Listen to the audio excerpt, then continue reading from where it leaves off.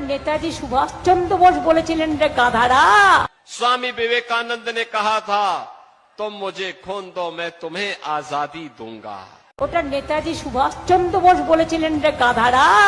ওরে গর্ধ শক্তি অর্ধ শক্তি, ওটা নেতাজি সুভাষচন্দ্র বোস বলেছিলেন।